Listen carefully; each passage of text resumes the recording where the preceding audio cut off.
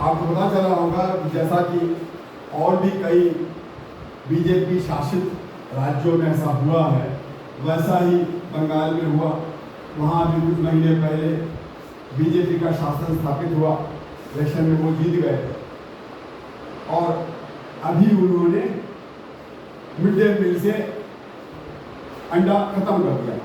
मुझे नहीं मालूम उन्होंने कोई आदेश पारित किया अंडा खत्म करने के लिए। और जैसे कलकत्ता म्यूनिसिपल कॉर्पोरेशन बहुत बड़ा एरिया है, वहाँ पर मिड डे मील का ठेका उन्होंने दे दिया है इस्कॉन नाम की संस्था को।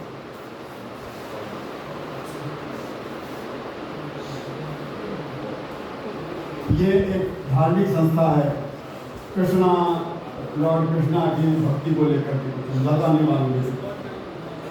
तो इस्कॉन को देने का मतलब लोगों ने यही निकाला कि अब मिड डे मील से अंडा गया।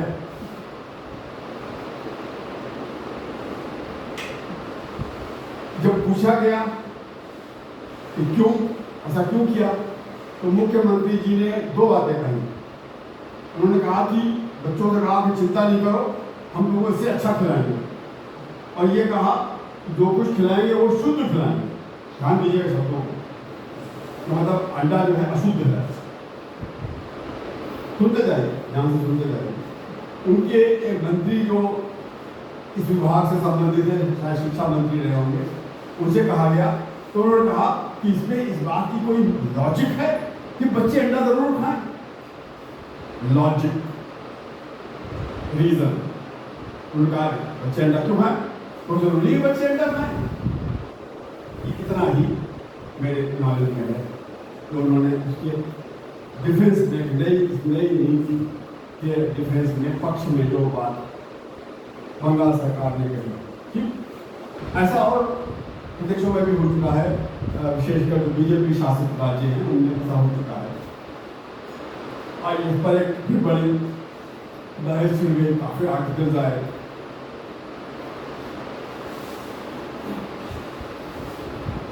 देखिए जो जवाब उन्होंने दिए हैं उसमें मुख्यमंत्री जी ने एक शब्द बोला शुद्ध। तो शुद्ध देखो, एक तो होता साइंटिफिक डिफिनेशन शुद्ध की, शायद उनका वो मतलब नहीं, उनका ये मतलब नहीं था कि अंडा जो है वो गंदा होता है, नाली में निकाल के खिलाया जाता है, ऐसा नहीं था। उनका था वो धार्मिक दृष्टिकोण से वो शुद्ध नहीं है। तो अब क्या मिड डे मील का फैसला क्या दिया जाएगा, क्या नहीं दिया जाएगा, ये धार्मिक आधार पर दिया जाएगा। और धार्मिक आधार पर दिया जाएगा तो कौन से धर्म, बहुत से धर्म है, तो शायद वो ठीक नहीं है। फिर उन्होंने ये कहा, उनके मंत्री जी ने, कि इसके पीछे क्या लॉजिक है कि अंडा दिया जाए। हाँ, लॉजिक की बात अगर करेंगे तो फिर आइए हम लॉजिक की बात करें। इसका मतलब है कि हमको साइंस के आधार पर, दिमाग के आधार पर, रीजन के आधार पर देखना चाहिए कि क्या सही क्या गलत। वैसे भी आप याद करें, मैं कई बार पहले भी क्लास में कह चुका हूँ, मेरा अपना मानना है कि सभी धर्मों को हमको धन्यवाद करना चाहिए कि सदियों से आपने हमारा मार्गदर्शन किया इस मामले में कि क्या खाएं और क्या ना खाएं। वो ज़माना था, वो समय था जबकि साइंस कमज़ोर थी, मगर आज साइंस इतनी कमज़ोर नहीं है। ये मेरा ऐसा मानना है कि सभी धर्मों का धन्यवाद करें कब तक आपने इस क्षेत्र में हमारा मार्गदर्शन किया, खाने पीने के मामले में क्या खाएं क्या ना खाएं। अब ये काम साइंस पर छोड़ दीजिए, यथासंभव जहाँ तक संभव हो आप हमको सबको, और देश की नीतियाँ विशेषकर बननी चाहिए साइंस के आधार पर। आपको पता भी होगा कि हमारा एक डायरेक्टिव प्रिंसिपल एक फंडामेंटल ड्यूटीज में से एक ड्यूटी है कि हमको साइंटिफिक टेम्पर 52A ऐसे कुछ है, देख लीजिएगा, नंबर याद नहीं मुझे है, 51A है, देख लीजिएगा, नंबर देख लीजिएगा। एक फंडामेंटल ड्यूटी है, ये कहती है कि हमको साइंटिफिक टेम्पर, साइंटिफिक टेम्पर का मतलब क्या हुआ, एटलीस्ट खाने पीने में मिड डे मील जैसी चीज के अंदर तो साइंस के आधार पर होना चाहिए। अगर ये मान लिया जाए कि साइंस के आधार पर होना चाहिए, जैसा कि मैं समझता हूँ कि होना चाहिए, तो फिर हमें पता करना चाहिए कि साइंस क्या कहती है। ठीक,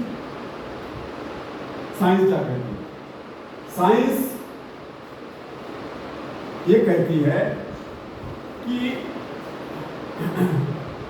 प्रोटीन एक बहुत बड़ी हमारी आवश्यकता है, मनुष्य की एक बड़ी आवश्यकता है प्रोटीन। इसके बारे में और डिटेल में बात करेंगे, कुछ सेंटेंस में बात को पूरा कर ले पहले।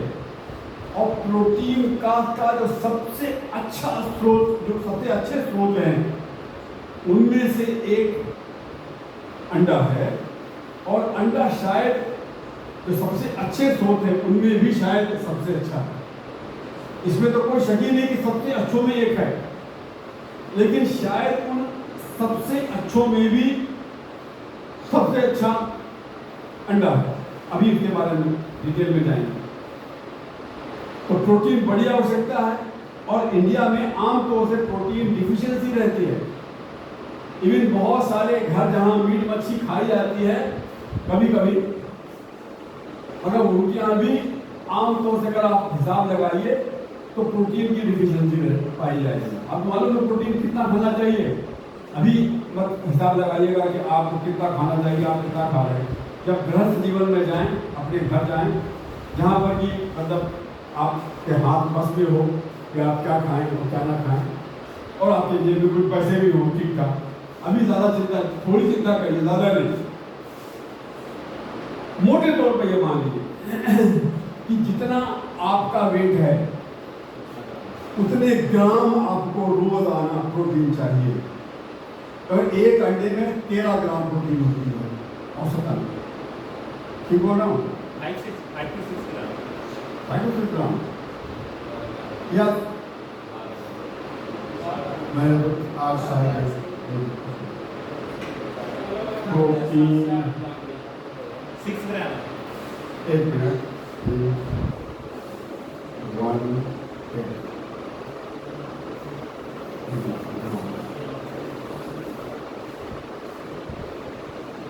और यह तो अभी 6 बता रहा है, शायद एक 2 अंडों का होगा 100 ग्राम का, जो मुझे याद आया। 12 या 13 ग्राम 2 अंडे अगर आप खाएं तो 100 ग्राम के करीब वेट, 100 ग्राम में, हाँ 100 ग्राम में 13 ग्राम होता है, मुझे गलत याद रहा।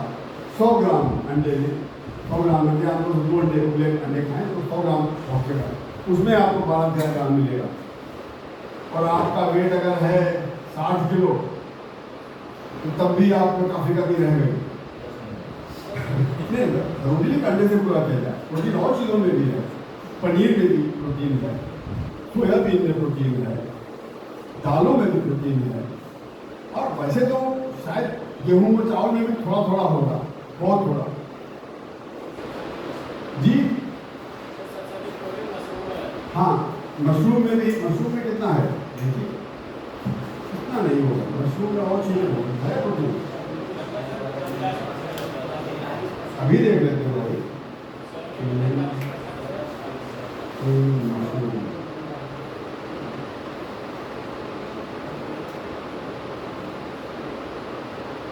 2.3 ग्राम मान लीजिए, 100 ग्राम में 3 ग्राम,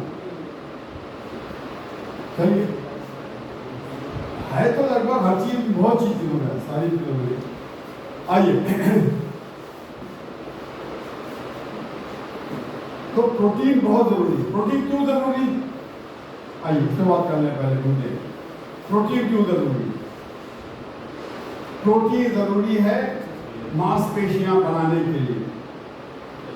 प्रोटीन जरूरी है हमारे बॉडी में जो रोज सेल्स मरते रहते हैं, डिस्ट्रॉय होते रहते हैं, उनको रिपेयर करने में। प्रोटीन जरूरी है हमारे फैट को खत्म कम करने में, उसकी कैलोरीज बर्न करने में। हमारे बॉडी का जो मेटाबॉलिज्म है उसको तेज करने। मेटाबॉलिज्म क्या होता है? जो हम खाते हैं वो खाना न्यूट्रिशन बन सके, उससे जो फायदे, जो चीज़ें, अच्छी चीज़ें हेल्थ के अंदर, विटामिन और मिनरल्स और कैलोरीज, वो हमको मिले शरीर को, उस प्रोसेस को तेज करने का काम करते हैं। और आमतौर से ऐसा माना जाता है कि हमको टोटल कैलोरीज कितनी चाहिए एक दिन में? 2000, एक औसत इंसान को 2000 कैलोरी चाहिए, तो 2000 कैलोरीज का 10 से 35% कैलोरीज आना चाहिए प्रोटीन से। तो अगर आप अपने वेट के बराबर उतने ग्राम प्रोटीन रोज खा रहे हैं, तब आप मान लीजिए कि आप प्रोटीन के साथ न्याय कर रहे हैं, जितना चाहिए आप उतना प्रोटीन ले रहे हैं, तो आप उतना आपको मिल रहा है। ठीक, प्रोटीन बहुत जरूरी है। तो अंडे में क्या खास बात है? अंडे की सबसे बड़ी खास बात यह है, मैंने दो बातें बताई कि प्रोटीन के सबसे अच्छे स्रोतों में से एक है, और उन अच्छे स्रोतों में से भी शायद ये सबसे अच्छा है। हेलो, मैं इस वक्त क्लास ले रहा हूँ, बात नहीं कर सकता। शाम को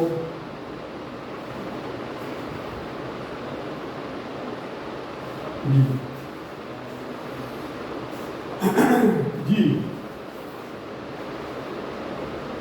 अब पहले बताता हूँ कि सबसे अच्छे स्रोतों में से क्यों है।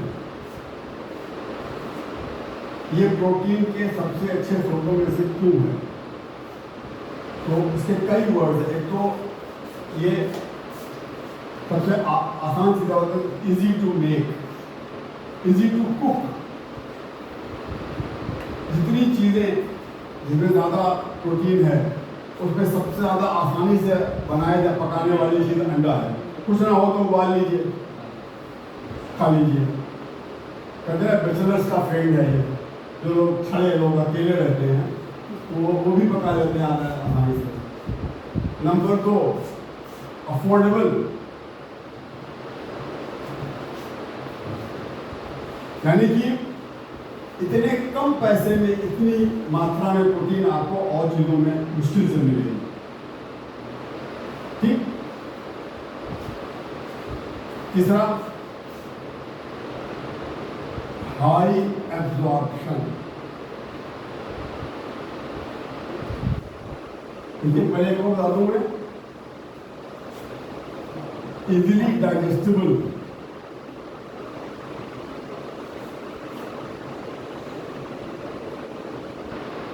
देखिए, डाइजेस्ट होना और एब्जॉर्ब होना दो अलग चीजें हैं। मैंने सुबह नाश्ता किया, मैं गाड़ी चला के आया, यहाँ 2 घंटे खड़े चलते फिरते आपको लेक्चर दिया, खाना हजम हो गया। हजम होने का मतलब होता है पाचन क्रिया, वो हाथों से संबंधित जुड़ी हुई बात है। और जब पच गया तो हमको फिर भूख लग गई, वो तो हो गया ये डाइजेस्टिबल। मगर अब्जॉर्प्शन अलग चीज होती है।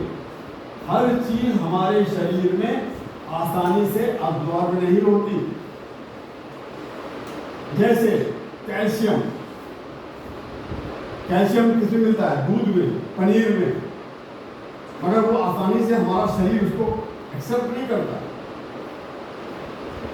जो उससे फायदे हम किताब में पढ़ते हैं या गूगल पर देखते हैं, वो फायदे तभी मिलेंगे जब बॉडी अब्जॉर्ब करेगी। तो कैल्शियम के अब्जॉर्ब करने के लिए चाहिए पड़ती किसी चीज की? विटामिन डी, जो धूप से भी मिलता है प्रमुख रूप से, और भी कुछ चीजों से मिलता है। तो जब तक विटामिन डी के आपके शरीर में पर्याप्त मात्रा में नहीं है, आप विश्वास कीजिए, जब भी धूप निकली होती है तो आज भी हफ्ते में 3 बार कम से कम मैं 15-20 मिनट धूप की तरफ पीठ करके बैठता हूँ विटामिन डी लेने के लिए। मेरे जैसे लोग इसे कमरों में बंद रहते हैं, उनको बहुत जरूरी सब करना। तो विटामिन डी जब होता है तब हम कैल्शियम को बॉडी एब्जॉर्ब करती है। आपको हमने एक बार एक उदाहरण और दिया था, चीनी। हमने आपको बताया था कि चीनी में होती है शुगर, सफ़ेद चीनी, जो दाने वाली चीनी।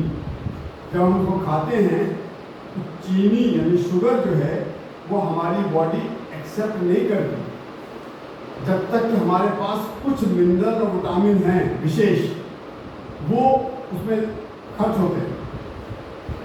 जब वो आपकी बॉडी में होंगे तो उनकी मदद से, उन विटामिन और मिनरल्स की मदद से ही शुगर हमारी बॉडी में अब्जॉर्ब होती है। प्रकृति ने गन्ने का रस ऐसे बनाया कि उसमें शुगर भी है और वो सभी मिनरल और विटामिन हैं जिनकी की मदद से वो शुगर अब्जॉर्ब हो जाती है। ये गन्ने का रस अगर आप पिए तो वो उसकी शुगर अब्जॉर्ब हो जाएगी। क्यों? कि गन्ने का रस में ही वो विटामिन और मिनरल है। लेकिन जब गन्ने का रस को लेकर के उसकी सफाई पे सफाई और सल्फर का सल्फर और क्या क्या केमिकल पाउडर करके अंत में जो सफ़ेद चीनी के दाने बनाए तो उसमें केवल शुगर बच गई, सारे मिनरल विटामिन हवा में उड़ गए। अब जब आप सफ़ेद चीनी खाते हो तो आपकी वो चीनी बॉडी नहीं लेती और उसके कारण एब्जॉर्प्शन के लिए आपको जरूरत पड़ती है कुछ मिनरल और विटामिन की। तो बॉडी में पहले से जो आपने फल और सब्जियां खा करके जो मिनरल विटामिन थोड़े बहुत जमा करके रखे हैं उसी में से वो ले लेंगे। तो अगर आप ढेरों चीनी खाएंगे डायरेक्ट या मिठाई की शक्ल में या शरबत की शक्ल में या हलवे की शक्ल में किसी भी रूप में खाएंगे, अगर सफ़ेद चीनी अधिक आपके शरीर में जाएगी तो आपका शरीर में जो कुछ भी आपने थोड़ी बहुत सब्जी और फल खा करके जो विटामिन और मिनरल इकट्ठा किए हुए हैं वो कम होते चले जाएंगे। और विटामिन मिनरल कम होने का मतलब शरीर की बीमारियों से लड़ने की क्षमता कम होना, तो आपके बीमार पड़ने के चांस बढ़ जाएगा। तो ये उस हिसाब से अगर आप देखें तो ये अब्जॉर्ब फट से अब्जॉर्ब होता है, इसको किसी चीज़ की मदद नहीं चाहिए।